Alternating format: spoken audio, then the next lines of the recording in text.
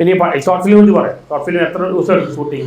Shooting ഞാന് ഒരു ദിവസം കൊണ്ട് തീർത്തു. ഒരു ദിവസം തുച്ഛമായ രാവിലെ ഒരു 10:30-11 മണിക്ക് തുടങ്ങി വൈകിട്ട് 11 മണിയാകുമ്പോൾ ബാക്കപ്പ് പ്ലാൻ ചെയ്താണ്. ഒന്നുമില്ല. തലേദിവസം കൊണ്ട് സ്ക്രിപ്റ്റ് കൊടുത്ത് പ്രസാദ് ഇതാ സാധനം നമുക്ക് ചെയ്യണം, ആയിക്കോട്ടെ. ഞാനൊന്നും പറഞ്ഞ കൊടുത്തില്ല. സാധാരണ പറയാം, എന്റെ ഒരു എക്സ്പീരിയൻസ് പറയാം. ഞാന് ചെയ്ത ഡിസ്മിസ്രം ലൈഫ് സിനിമയ്ക്കകത്ത് 40ഓളം പുതുമുഖങ്ങളുണ്ടായിരുന്നു. അതിലൊരാൾ ഭാനുചേട്ടൻ ഇപ്പം 2 സീരിയലിൽ അഭിനയിക്കുന്നുണ്ട്. ആൾരൂപം എന്ന് പറഞ്ഞിട്ടൊരു സീരിയൽ. പിന്നെ ഭാവന മഞ്ഞുമൽ ബോയ്സിൽ സൗബിന്റെ അച്ഛനായിട്ട് അഭിനയിച്ച വിൽസൺ ചേട്ടനും നമ്മളെ അത് 2022 അന്ന് എനിക്ക് 22 വയസ്സേ ഉള്ളൂ, 23 ആവുന്നേ ഉള്ളൂ. അപ്പം അതിൽ 40 പേരുണ്ടെങ്കിൽ അതിലൊരു 6-7 പേരേ ഉള്ളൂ നന്നായിട്ട് അഭിനയിക്കുന്നത്. ബാക്കി മൊത്തം ഞാൻ തുമ്പിയെ കൊണ്ട് കല്ലെടുപ്പിക്കുകയാണ് ചെയ്തത്. അപ്പം പെരേര ആണെങ്കിലും 36 ടേക്കോളം പോയിട്ടുണ്ട്. അലിയേട്ടനും കുറെ ടേക്ക് പോയിട്ടുണ്ട്. ക്യാമറമാൻ ലാസ്റ്റ് ഇത് ഞാൻ പറഞ്ഞു വന്നത്, അതായത് പ്രസാദേട്ടനെ കൊണ്ട് ഒരു കഥാപാത്രം എന്ന് പറഞ്ഞു കഴിഞ്ഞാൽ ഒരു മെഴുകു പോലെ നമ്മളാണ് അതിനെ വേണ്ട രൂപപ്പെടുത്തിയെടുക്കുന്നത്. പ്രസാദേട്ടന് രൂപം ഉണ്ടായിരുന്നു, എനിക്ക് കൊണ്ട് വെച്ചാൽ മാത്രം മതിയായിരുന്നു. അതേപോലെ നന്നായിട്ട് ചെയ്തിട്ടുണ്ട്. കാരണം ഞാൻ പറഞ്ഞ് എന്താ ചേട്ടാ ഇതാണ് സാധനം, ഓക്കെ ബ്രൈറ്റ് ഞാൻ ഓവർ ആവുന്നുണ്ടോ, എന്തെങ്കിലും ഉണ്ടെ പറയാം, എന്താ ചെയ്യേണ്ടത്. നമ്മള് അതേപോലെ അഭിനയിച്ച ശാരിക ചേച്ചി നമ്മൾ ഉദ്ദേശിച്ച സീൻ കുറച്ചുള്ളായിരുന്നു, പക്ഷെ പുള്ളിക്കാരി കയ്യിൽ നിന്നൊക്കെ ഇട്ട് കുറെ ചെയ്തു. പുള്ളിക്കാരി നന്നായിട്ട് ചെയ്തു. ആണ് കാരണം നമുക്ക് പണി എടുക്കേണ്ട വന്നില്ല. അലിയേട്ടൻ ഞാനൊരു 4 മിനിറ്റേ ചെയ്തുള്ളൂ. എനിക്കത് 10-14 2:30-3 മണിക്ക് അത് പാക്കപ്പ് വിളിക്കുന്നത്. അത്ര എനിക്ക് ടെൻഷനും പ്രഷറും ഉള്ള വർക്കായിരുന്നു അലിയേട്ടൻ. ഇതെന്ന് പറഞ്ഞാൽ പട ഫ്രെയിം വെച്ച് പറയാം. രതീഷേട്ടൻ കട്ടക്ക് ചെയ്യുന്നു, രതീഷ് രാജ് നവോദയ ക്യാമറമാൻ. പിന്നെ ജോജോ ചേട്ടന്റെ വീട്ടിലാണ് മേക്കപ്പ്, അവരുടെ വീട് തന്നു. ഈ കഥാപാത്രത്തിന്റെ പേര് ആദ്യം നന്ദഗോപൻ എന്നായിരുന്നു, അത് മാറ്റി പെട്ടെന്ന്. അപ്പം ഞാനിങ്ങനെ ആലോചിച്ചപ്പം സന്തോഷ് വർക്കി, ആ വർക്കി തന്നെയാണ് ഞങ്ങൾ എടുത്തത് ഈ കഥാപാത്രത്തിന്. ബ്രൈറ്റ് വന്ന് വെച്ച് പറഞ്ഞു ചേട്ടനെ വെച്ചൊരു കഥയൊന്ന് റെഡിയാക്കണമല്ലോ. ഉടനെ ഞാൻ എന്റെ സുഹൃത്ത് കാർത്തിക്കിനെ വിളിച്ചു. കാർത്തിക് NK ആണ് ഇതിന്റെ രചന നിർവഹിച്ചിരിക്കുന്നത്.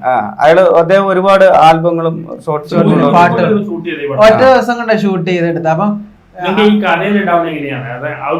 ഇത് കഥ അവര് പറഞ്ഞ ആദ്യത്തെ സ്ക്രിപ്റ്റ് ഞങ്ങൾ വായിച്ചപ്പം പ്രസാദൻ ഞാനും ഡിസ്കസ് ചെയ്തു. അപ്പം ഒരു കാര്യം ചെയ്യും, നമുക്ക് മാറ്റാം ചേട്ടാ, ഇങ്ങനെ കഥ പറയാൻ ചോദിച്ചു. അപ്പം കാർത്തിക് സാർ ഉടനെ മാറ്റിയെല്ലാം എഴുതി ഗംഭീരാക്കി സംഭവം കൊണ്ടുതന്നു. പ്രസാദന് തലേദിവസം കൊണ്ട് ഇല്ല, അത് നമ്മളെ തലയിൽ നിൽക്കുമല്ലോ, നമ്മളെ ഓർമ്മയിൽ തന്നെ നിൽക്കും. അതെ, നമ്മൾ എഴുതുമ്പോ ഒരുപാട് വേറൊരു എന്തെങ്കിലും ആയിട്ട് സാമ്യം ഉണ്ടോ, നല്ല ഭാവനയുള്ള ആൾക്കാരാണ് ഈ പത്മരാജൻ ഭരതൻ, ആ സ്റ്റൈലാണ്. നമുക്ക് അനുഭവങ്ങളാണല്ലോ കൂടുതല്. പിന്നെ നിങ്ങളുടെ അഭിനയത്തിൽ ഒരു കലാരൂപത്തിന് ഒരു സന്ദേശം ആവശ്യമുണ്ടാണ്, എന്റർടൈൻമെന്റ് മാത്രം മതിയോ? സന്ദേശം ആവാം. എനിക്കൊരു അവാർഡ് മൂവി സന്ദേശം ഉണ്ട് മിക്ക സിനിമയിലും. നിർബന്ധമില്ല, ഉണ്ടാവണം നിർബന്ധം ഇല്ല. സത്യത്തില് ഇപ്പം ബിസിനസ് ആണ്. ഇപ്പം ആർക്കും എന്താ പറയാ അഭിനയഭാവങ്ങളോ അല്ലെങ്കിൽ അഭിനയ മുഹൂർത്തങ്ങളോ കാണാൻ ആർക്കും വലിയ താല്പര്യമില്ല. ചാപ്പാക്കുത്ത് എന്ന് പറഞ്ഞൊരു സിനിമ 52ഓളം ഏത് തരം ചെയ്യും. ഞാൻ ഏത് കഥാപാത്രം ചെയ്യാൻ സ്മോക്കിംഗ് ഒഴിച്ച് ബാക്കി എന്തും ചെയ്യാൻ. ഞാന് ഷോർട്ട് ഫിലിം രണ്ടാമത്തെ ഷോർട്ട് ഫിലിമാണ് ഡയറക്ഷൻ ചെയ്യുന്നത്. പിന്നെ ഒരെണ്ണം പറഞ്ഞ വെബ് സീരീസ് ആണ്. അലിയേട്ടന്റെ വേണാൻസി വെബ് സീരീസ് ആയിരുന്നു. പിന്നെ ഡിസ്മിസ് ഫ്രം ലൈഫ് 4ാമത്തെ സംവിധാനമാണ്. പിന്നെ ഉള്ളതെന്ന് വെച്ചാൽ അതെ പ്രസാദൻ ആദ്യമായിട്ട്